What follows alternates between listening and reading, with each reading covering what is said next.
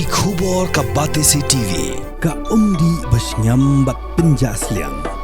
Rupa Premium Meghalaya. Hi friends, I just wanted to give you the good news. Tomorrow, 29th of November, I will be releasing the second installment of the post-Matric scholarship. After that, it will take 2 to maximum 3 working days for it to reflect in the student's account. But as promised to all of you, that this year I will take special care and ensure that your scholarship amount is released before Christmas.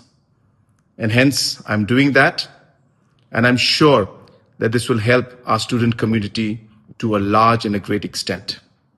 I wish you all the very best for your future. May God bless each and every one of you. Thank you.